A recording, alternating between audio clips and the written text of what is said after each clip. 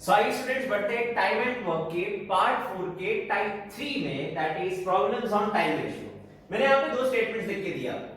A takes twice time than B to complete a work and A is twice efficient than B. Okay, so बच्चों इसमें time का कौन सा ratio बनेगा और वर्क एफिशिएंसी रेशियो कौन सा है ये हमें जानना है।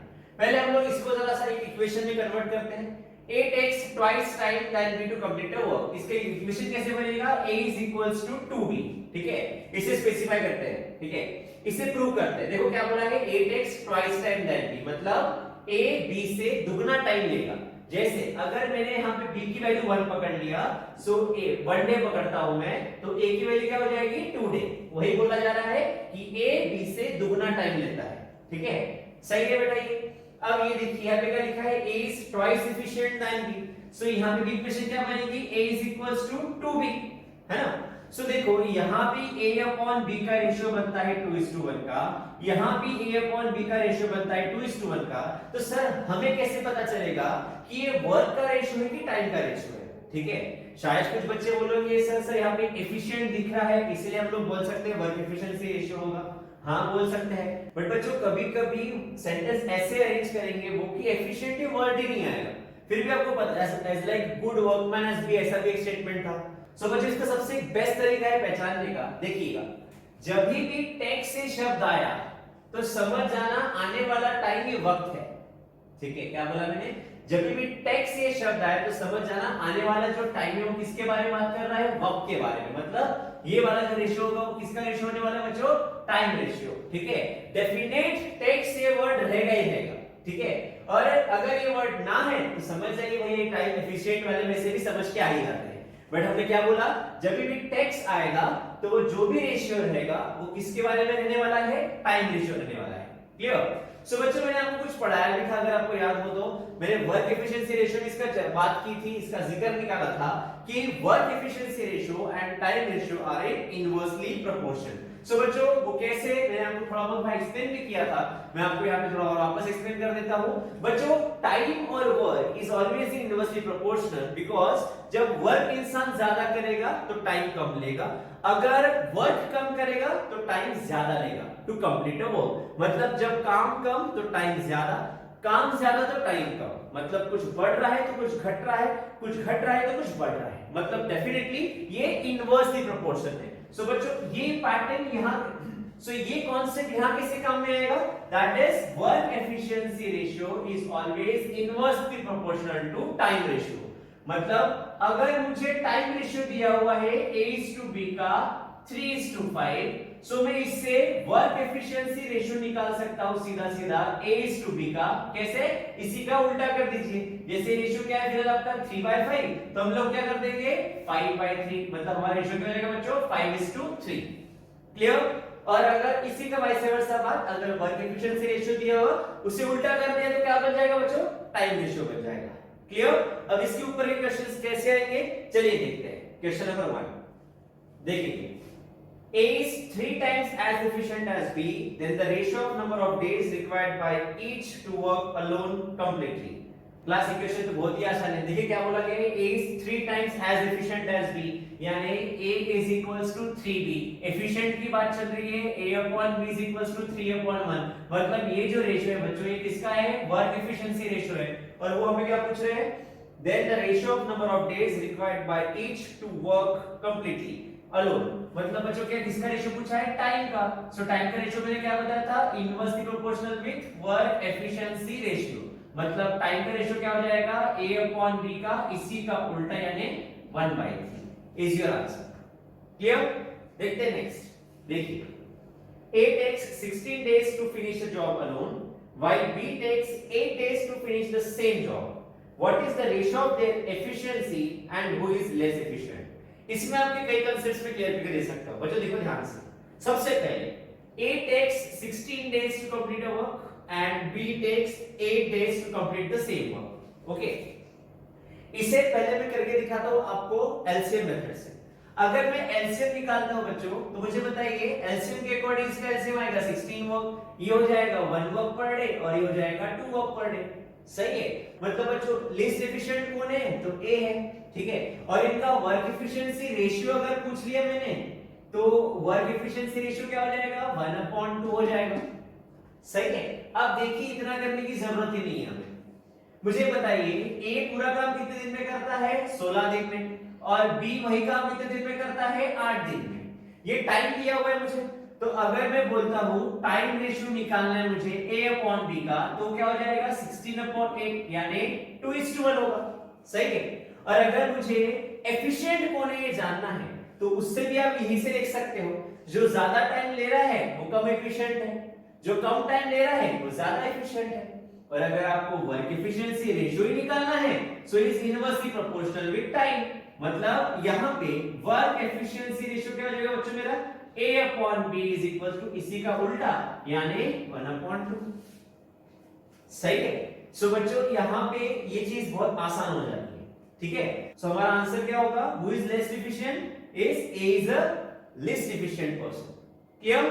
नेक्स्ट क्वेश्चन देखिए Saurabh is thrice as a good workman as Yogesh. पहले हम लोग बात करते हैं क्या बोला है Saurabh is thrice as a good workman as Yogesh. मतलब Saurabh upon Yogesh is equal to क्या हो गया 3:1। बच्चे कौन सा रेशियो हो गया ये हो गया work efficiency ratio as a good workman बोला है, तो सौरभ अपॉन योगेश का रेशियो क्या है 3:1। आगे देखो क्या बोलते हैं and therefore he is able to finish a piece of work in 40 days less than Yogesh. चूंकि ये ज्यादा काम कर रहा है इसलिए ये काम कंप्लीट करने के लिए योगेश से 40 दिन कम लेता है बोलते हैं। सो अगर मैं बोलता हूं let Yogesh take x days to complete a work. Okay. So बच्चों टाइम का रेशियो क्या हो जाएगा सौरभ अपॉन योगेश का। योगेश अगर x days लेता है तो सौरभ उससे 40 दिन कम लेता है, मतलब x - 40 days लेता है। ओके। सो बच्चों ये टाइम का रेशियो है और ये वर्क एफिशिएंसी रेशियो है। अगर मुझे दोनों को इक्वेट करना है तो मुझे किसी की एक को उसमें उल्टा करना पड़ेगा। क्यों? Because work and time is inversely proportional. तो बच्चों बताइए सौरभ अपॉन योगेश का रेशियो क्या हो जाएगा 3:1 इज इक्वल्स टू, अगर ये सीधा रखे इसे उल्टा कर देते हैं तो बच्चों क्या होगा x अपॉन x - 40 क्रॉस मल्टीप्लाई करें क्या हो जाएगा 3x - 120 equals to x, that is 2x equals to 120 यानी x equals to 60। मतलब मुझे मिल चुका है that योगेश लेता है 60 दिन तो सौरभ लेगा इससे 40 दिन कम, मतलब ये कितने बेटा 20 दिन। सही है। अब क्वेश्चन कन्वर्ट हो गया टाइप 1 एलसीएम मेथड में। योगेश 60 दिन में काम करता है और सौरभ 20 दिन में काम करता है। सो एलसीएम कितना हो जाएगा 60, यहां आ जाएगा 1 वर्क पर डे और यहां आ जाएगा कितना बच्चों 3 वर्क पर डे, है ना। तो अगर योगेश और सौरभ ने साथ में काम किया तो एक दिन में लगा देंगे टोटल ईटे 1 + 3 that is 4 work per day करेंगे। तो 60 ईटे कितने दिन में 60 work upon 4 work per day. So my answer would be 15 days. Clear. वापस करते हैं क्या बोला गया, ऐसे क्वेश्चन पेपर में आते हैं हमेशा। ठीक है, इसको ध्यान दीजिए, ये पैटर्न है पूछने का, ये ऐसे ही पूछा जाता है, सिर्फ वैल्यूज चेंज होंगी। इसके मोर प्रैक्टिस करेंगे आपको कॉन्सेप्ट और क्लियर होने के लिए। ध्यान दीजिए Saurabh is thrice efficient as Yogesh, therefore is able to take 40 days less than Yogesh. मतलब अगर योगेश x डेज लेता है तो सौरभ उससे 40 दिन कम लेगा यानी x - 40 डेज लेगा। बच्चों ये वर्क एफिशिएंसी रेशियो है और ये टाइम रेशियो है। कंपेयर करने के लिए दोनों को क्या करना पड़ेगा, एक को किसी को एक को उल्टा करना पड़ेगा। इसे उल्टा किया मल्टीप्लाई किया आई गॉट x, मतलब योगेश और सौरभ की वैल्यू आ गई, सॉल्व किया I got my answer. Clear. देखते हैं नेक्स्ट क्वेश्चन और कॉन्सेप्ट क्लियर हो जाएगा। देखिए question A is thrice as a good workman as B and takes 10 days less to do a piece of work than B। अब मुझे बताइए क्या बोला गया सबसे पहले, A is thrice as a good workman as B, मतलब A upon B का रेशियो हो गया 3:1। ये किसका रेशियो हो गया, वर्क एफिशिएंसी रेशियो। टाइम के बारे में क्या बोला उन्होंने, 10 दिन कम लेते हैं। अब ज्यादा जो काम करेगा वही 10 दिन कम लेने वाला है, मतलब टाइम का रेशियो क्या हो जाएगा बच्चों, A upon B का अगर B x डेज तो ये x - 10 डेज। अगर दोनों को इक्वेट करना है तो किसी एक को पलटाना पड़ेगा, तो 3/1 इसे पलटा देते हैं x upon x - 10। I hope आपको समझ में आ रहा है। a का x - 10 था, अभी अपन ने a का क्या लिख दिया x, पलटा दिया इसे। ठीक है, मल्टीप्लाई करेंगे 3x - 30 = x, So 2x equals to 30 and x equals to 50. x 15 मतलब क्या हो गया, b लेने वाला है 15 दिन और a लेगा 10 दिन उससे कम यानी 5 दिन। एलसीएम हो गया 15, ये हो गया 1 वर्क पर डे और ये हो गया 3 वर्क पर डे। मुझे क्वेश्चन में क्या पूछा है कि b can do the same work in how many days. So बच्चों b कितने दिन में करेगा, 15 डेज में। ये मेरा आंसर हो गया। क्लियर? नेक्स्ट क्वेश्चन देखिएगा, इस क्वेश्चन में क्या बोल रहे हैं, a takes twice as much time as b। देखो क्या शब्द आया, takes, इसका मतलब a पहले क्या बोला है, twice than b। सो बच्चों ये जो बात हो रही है किसके बारे में बात हो रही है, टाइम के बारे में हो रही है। सो बच्चों a अपॉन b का रेशियो क्या बन जाएगा मेरा, 2:1 का। ठीक है, आगे क्या कह रहे हैं, and twice as much time as c, मतलब a दुगना टाइम लेता है b से और 3 टाइम्स टाइम लेता है c से। सो बच्चों a अपॉन c का रेशियो क्या हो जाएगा, यहाँ पे 3:1 का हो जाएगा। अच्छे से लिख लेता हूं, क्या हो जाएगा, 3:1। वापस पूछूंगा ये रेशियो किसके है बच्चों, टाइम के। आगे देखो क्या बोल रहा है, they can finish the work, sorry आगे क्या बोल रहा है, working together they can finish the work in 2 days. So बच्चों अगर तीनों ने साथ में काम किया तो पूरा काम कंप्लीट हो रहा है 2 डेज में। वो बोल रहे हैं find the number of days needed for B to do the work done. अब मुझे टाइम का रेशियो दिया है, वर्क का रेशियो निकालने के लिए क्या करना पड़ेगा, इसी का उल्टा। ठीक है, मैं थोड़ा इधर लिख लेता हूं, वर्क एफिशिएंसी रेशियो क्या हो जाएगा बच्चों, a अपॉन b का हो जाएगा 1/2 और a अपॉन c का हो जाएगा 1/3। सो अभी मुझे रेशियो चाहिए, क्या बनेगा, b:a, a:c, that is 2:1 and 1:3। आखिर सर आपने ऐसा उल्टा क्यों किया, मैंने बताया था यहाँ पे हमेशा सेम वैल्यू आनी चाहिए, तो यहाँ पे a दोनों में है इसलिए हमने a यहाँ एडजस्ट किया। बस बताइए फॉर्मूला क्या बनेगा, b:a:c, zigzag multiplication, 2 into 1 2, 1 into 1 1, 1 into 3 3। सो 2:1:3। जो रेशियो है वही हमारा वर्क पर डे है, मतलब a का वर्क पर डे कितना हो गया 1, b का हो गया 2 और c का हो गया 3। हमें क्या गिवन है, तीनों ने साथ में काम किया तो 2 दिन में काम कंप्लीट होता है। तो बच्चों टोटल वर्क कितना हो जाएगा बताइए, a plus b plus c 2 दिन, 3 2 5 और 1 6, 6 into 2 मतलब 12 वर्क। सो टोटल वर्क कितना आ गया, 12 आ गया। सो बच्चों मुझे किसके बारे में पूछा उन्होंने, b के बारे में। तो बताइए क्लास b अलोन वही काम कितने दिन में करेगा, सीधा सीधा 12 work upon 2 work per day यानी 6 डेज में। ठीक है बच्चों, हर एक टाइम एंड वर्क का क्वेश्चन ये मिनिमम 2 टाइप से सॉल्व हो सकता है। ठीक है, एक ट्रेडिशनल मेथड और एक जो मैं आपको पढ़ा रहा हूं। ठीक है, सो आपको कई किताबों में या फिर कई एक वीडियोस में आपको अलग अलग मेथड्स दिख सकती है, आप बिल्कुल देखिए, आपका हक है। आपको जो भी पसंद आए, जो आपको इजी लगता है एंड मोस्ट इंपॉर्टेंट जो आप पढ़ रहे हो वो हर जगह पे अप्लाई हो रहा हो तो आप वो मेथड को फॉलो करें। नहीं तो कोई मतलब नहीं है क्लास की एक मेथड एक क्वेश्चन के लिए अलग शॉर्ट ट्रिक, दूसरे क्वेश्चन के लिए अलग शॉर्ट ट्रिक, तो इससे कुछ नहीं होगा, आपको वक्त पे कुछ भी याद नहीं आएगा। सो कोशिश करें कि ऐसा तकिया कलम बन जाए कि ऐसा लिखा तो ऐसा करना ही है और वो अप्लाई भी हो जाए, तो जिससे आपका टाइम बचेगा और कम कॉन्सेप्ट में ज्यादा क्वेश्चन आप कर पाओगे। ओके, चलो बढ़ते हैं नेक्स्ट क्वेश्चन की तरफ। देखिएगा, A takes twice as much time as B and C takes thrice as much time as B। Takes ये शब्द आया है मतलब टाइम की बात हो रही है। टाइम रेशियो के बारे में क्या बात हुई बच्चों, टाइम में सबसे पहले कहा था A takes twice time than B और नेक्स्ट में कहा है C takes thrice as much time as B, मतलब C is equals to 3B। ये हमारे साथ किस केस में बात हुई, टाइम केस में। सो बच्चों यहाँ a अपॉन b का रेशियो क्या मिल जाएगा मुझे, 2/1 और यहाँ मिल जाएगा c अपॉन b का रेशियो 3/1। बट ये किस में बच्चों, टाइम में। आगे बढ़ते हैं, आगे वो बोल रहा है working together they can finish a work in 12 days. इसका मतलब क्या होता है कि अगर a plus b plus c तीनों भी 12 दिन काम करते हैं तो पूरा काम कंप्लीट होता है, मतलब टोटल वर्क अपना ऐसा आएगा। सही है, आगे वो क्या कह रहे हैं, then A can do the same work alone in question mark। अब बच्चों इसको कैसे सॉल्व करेंगे, देखिए मुझे A अकेला पूरा काम कितने दिन में करेगा ये जानने से पहले टोटल वर्क जानना है, और टोटल वर्क के लिए मुझे A B और C का वर्क पर डे पता होना चाहिए। वो मुझे वर्क एफिशिएंसी रेशियो से पता चलेगा, work efficiency ratio time ratio से पता चल सकता है। देखिए ये लिंक है, मैं आपको बस समझाना चाह रहा हूं कि लिंक कैसे जाती है। सो बच्चों मुझे इसके लिए पहले वर्क एफिशिएंसी रेशियो होना चाहिए। सो बच्चों वर्क एफिशिएंसी रेशियो इनका क्या हो जाएगा, उल्टा, मतलब A अपॉन B होगा 1/2 और C अपॉन B होगा 1/3। तो इसका हम लोग वर्क एफिशिएंसी रेशियो कैसे बनाएंगे, A/B = 1:2 and B/C = 3:1। I hope आपको ये समझ में आ गया होगा कि मैंने इसको B/C क्यों लिखा है, क्योंकि मैंने क्या बताया था, दो रेशियोज को जोड़ने के लिए यहाँ पे वैल्यू सेम होनी चाहिए, like B and B letter same होना चाहिए। अब बच्चों क्या होगा, ये A/B/C = 3:6:2, zigzag मल्टीप्लिकेशन, ये मेरा आ गया वर्क पर डे। सो बच्चों अगर मैं ये वैल्यूज यहां पुट करता हूं तो मुझे क्या मिल जाएगा, टोटल वर्क। सो बच्चों टोटल वर्क क्या आ जाएगा बताइए, ये आ जाएगा 3 6 और 2, यहां पुट करेंगे 3 + 6 + 2 * 12 डेज, मतलब ये हो जाएगा 11 वर्क पर डे * 12 डेज। सो मेरा आंसर आ जाएगा बच्चों 132। ये मेरा क्या आ गया, टोटल वर्क।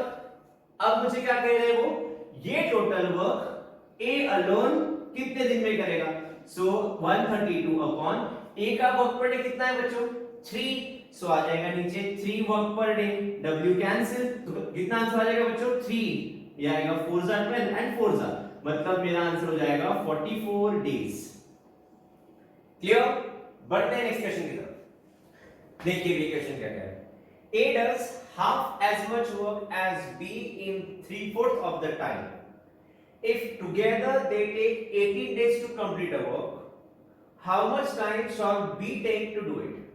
सबसे कंफ्यूजिंग स्टेटमेंट पहला वाला है, A does half as much work as B in 3/4 of the time, मतलब B वर्क करने को जो टाइम लेता है उस वर्क के 3/4 टाइम में A हाफ वर्क करता है।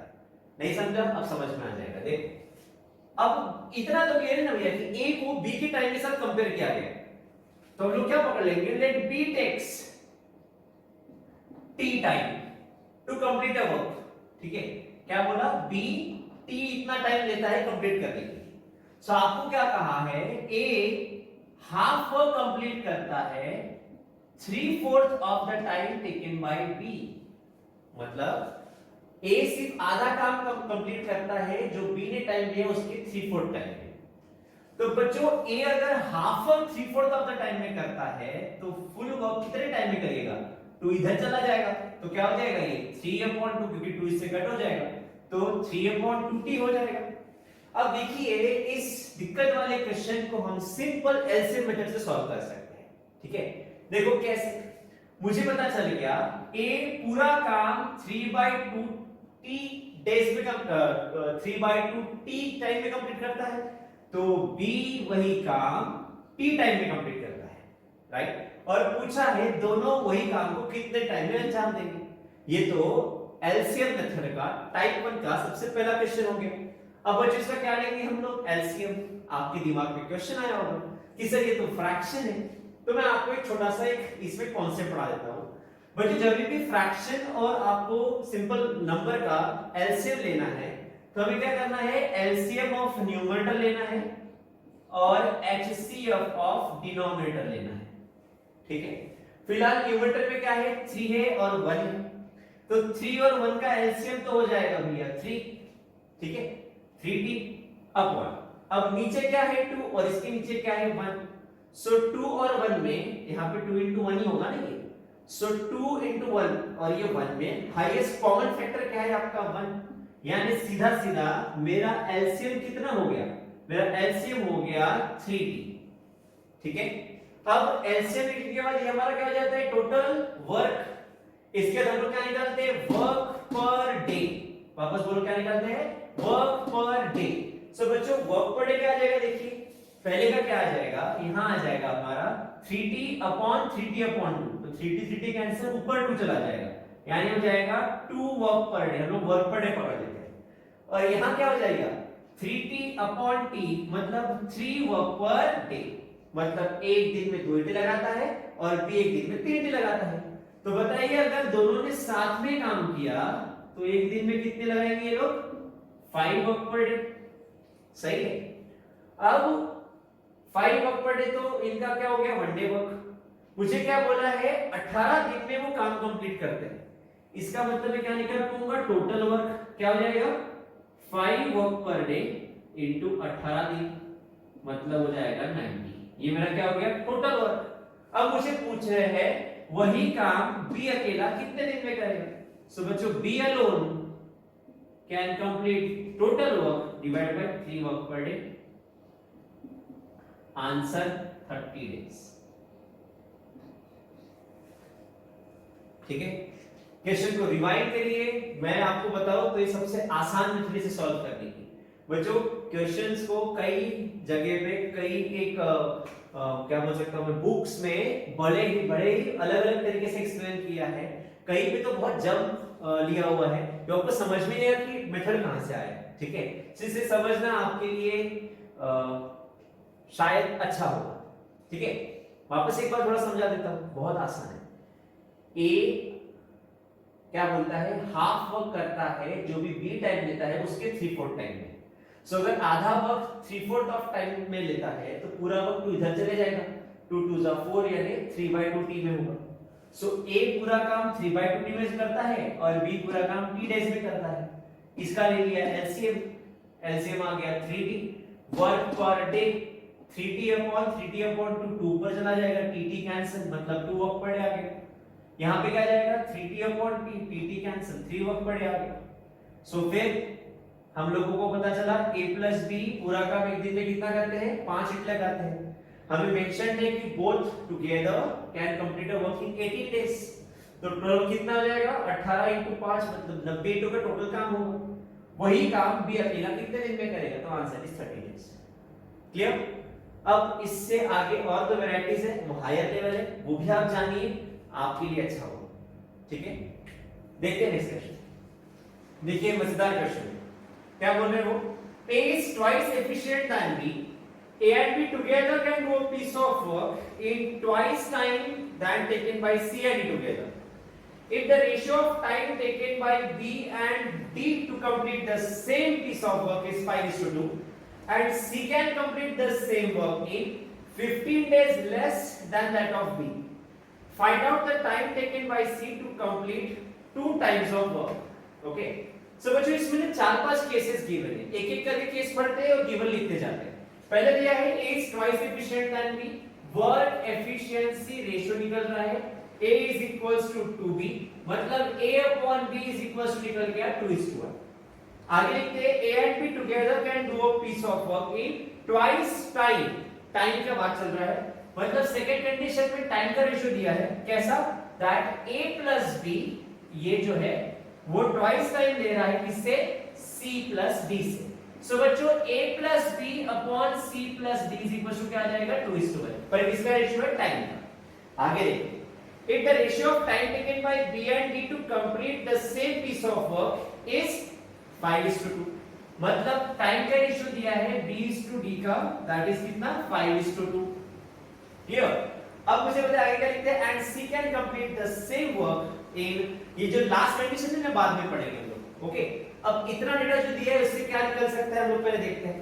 बच्चों मुझे बात बताइए, अगर B upon D का 5:2 रेशियो है टाइम का, सो वर्क एफिशिएंसी रेशियो भी वही क्या बन जाएगा, B upon D is equals to 2:5। तो यहां से मैं रेशियो देखो क्या बना सकता हूं, A/B बन गया 2:1 एंड B/D बन गया मेरा 2:5। तो रेशियो क्या बना, A/B/D that is 4:2:5। क्लियर। अब ये मैं यहां पुट कर सकता हूं, वापस कहूंगा बच्चों ये वर्क एफिशिएंसी रेशियो ये टाइम का है, इसे भी मैं इधर लेके आ जाता हूं, तो बच्चों क्या बनेगा देखो, A plus B upon C plus D is equals to, इसका उल्टा यानी हो जाएगा 1/। अब मेरे पास A, B और D की वैल्यूज है बच्चों, ये वर्क एफिशिएंसी रेशियो मतलब वर्क पर डे पता चल गया, मैं यहां पुट कर दूं तो मुझे C का वर्क पर डे पता चल जाएगा। देखो कैसे, वैल्यू पुट अप करिए, 4 plus 2 upon C plus 5 equals to 1/2। 4 plus 2 6, 2 are 12, C plus 5 equals to 12, तो C आ जाएगा 7। वर्क पर डे, ये भी वर्क पर डे आ गया। अब पढ़ते हैं हम लोग वो फोर्थ कंडीशन, वो क्या बोलता है। ठीक है, वो उन्होंने कहा है उसमें that find out and C can complete the same work in 15 days less than that of B। अब B का वर्क के बारे में तो कुछ बोला नहीं है, कितने दिन में काम करता है, so we'll consider let B complete a work क्या पकड़ लेते हैं हम लोग टी टाइम में, टी डेज में, ठीक है। तो बच्चों सी उसी वर्क को कंप्लीट करने के लिए कितना टाइम लेगा, टी माइनस 15 डेज लेगा, सही। अब मुझे बताइए आपको क्या बोला गया, देखो see can complete the same work in 15 days less than that of. So देखिए क्लास, इतने दिन काम करने के बाद काम कंप्लीट होता है, जबकि सी का वर्क पर डे कितना आ गया हमारा 7 आ गया, है ना। तो मैं क्या लिख सकता हूं, देखो c इंटू टी माइनस 15 जितना काम होगा वो इक्वल है किसके साथ, b जितना टी डेज में काम करेगा। अब c का वैल्यू कितना है 7, देखो बच्चों क्या आएगा 7 into T minus 15 is equal to b का वैल्यू कितना है हमारा 2, सो ये जाएगा 2t। 7t minus 105 equals to 2t, that is 5t is equals to 105, so t is equals to 21। अगर t 21 आ गया तो मुझे अभी c therefore कितना टाइम लेगा पता चल जाएगा, that is 21 minus 15 मतलब 6 डेज लेगा, ओके। पर 6 डेज में c एक काम कंप्लीट करेगा। हमें क्या बोला है 2 टाइम्स वर्क, सो 2 टाइम्स वर्क, एक काम को 6, 2 टाइम को 12 दिन। सो बच्चों 2 टाइम्स काम कंप्लीट करने के लिए C would take 12 डेज। इसमें टोटल कंडीशंस थी 1, फिर 2, ये 3 और ये 4। इसीलिए ये क्वेश्चन हो गया लेवल 3 का और ये पूछा जाएगा पीओ मेंस में, ओके। बच्चों पीओ मेंस में जब जाएगा तो पूछा तो ये क्वेश्चन को 1.5 मार्क रहता है और आपके पास अच्छा खासा वक्त रहता है। वापस होगा, इस क्वेश्चन को देख के डर मत जाइएगा कि अरे बाप रे इतने बड़े क्वेश्चन आएंगे तो हम सॉल्व कैसे करेंगे। समझ में तो आया होगा ना, अगर पढ़ा तो समझ में तो आता है। ये क्वेश्चंस आप ऐसे में और लेने वाला हूं, पूरा एक इसके ऊपर एक लेक्चर लेने वाला हूं। आप इससे नए क्वेश्चंस है, देखो नया है अटपटा जरूर होगा, बट आप उससे जितना पुराना करोगे प्रैक्टिस कर करके वो इतना आपके कंट्रोल में आएगा, ठीक है। चलो क्लास आगे बढ़ते हैं नेक्स्ट क्वेश्चन के साथ। देखिए to do a work b takes 4 times as long as a and c together and c takes 2/3 time than a and b together. If a, b and c together can complete a work in 32 days, then how long b alone could take to complete a work? देखो कैसे solve करेंगे। Take से शब्द आया है मतलब बात time की हुई है, ठीक है। पहले में वो बोल रहा है b is equals to 4 of a plus c, मतलब excuse me b upon a plus c का रेशियो क्या आ जाएगा 4:1। सो बच्चों वर्क एफिशिएंसी रेशियो क्या आ जाएगा इसी का उल्टा, मतलब b upon a plus c is equals to 1/4। ये हो गया 1 वर्क पर डे और ये हो गया 4 वर्क पर डे, ठीक है। इसके साथ एक कंडीशन और दी हुई है आपको टाइम में, that c is equals to 2/3 of a plus b करके, ठीक है। अब इसे बाद में पढ़ेंगे। मुझे बताइए ये रेशियो हो गया, इससे मैं क्या पता कर सकता हूं a plus c plus b, मतलब a plus b plus c कितना आ जाएगा, ये 4 प्लस 1 यानी 5 वर्क पर डे कर रहा है। वो क्वेश्चन में क्या बोल रहा है a plus b plus c together can complete a work in 32 days. इसका मतलब टोटल वर्क कितना हो जाएगा a plus b plus c कितने दिन 32 डेज, यानी 5 वर्क पर डे इनटू 32 मतलब कितना हो गया बच्चों 160 वर्क। ये मेरा क्या आ गया टोटल वर्क। अब मुझे वो क्या पूछ रहे हैं कि ये टोटल वर्क B अकेला कितने दिन में करेगा। देखो यहाँ पे मुझे B की एक्सक्लूसिव वैल्यू पता है कि B एक दिन में कितना काम करता है, दैट इज 1। सो बच्चों B alone would take 160 work upon 1 work per day, यानी 160 दिन वो लेगा। मतलब हमें इस कंडीशन की जरूरत ही नहीं पड़ी। अगर वो कुछ अगर वो A या C पूछ लेता तो मुझे ऐसे मोमेंटरी कंडीशंस को यूज करना। सो आई होप आप लोगों को बच्चों ये जो भी टाइप पढ़ा है वो समझ में आया होगा। सो बच्चों जो डिस्क्रिप्शन में लिंक दी हुई है वो पीडीएफ डाउनलोड करें, वो सारे क्वेश्चन सॉल्व करें, उसमें आंसर की दी हुई है, आप आंसर्स मैच करें। नहीं आ रहे हैं तो प्लीज कमेंट बॉक्स में मेंशन करिएगा, हम उसे सॉल्व करके देंगे। आई होप आपको आज जो भी पढ़ा है वो समझ में आया होगा। Thank you so much.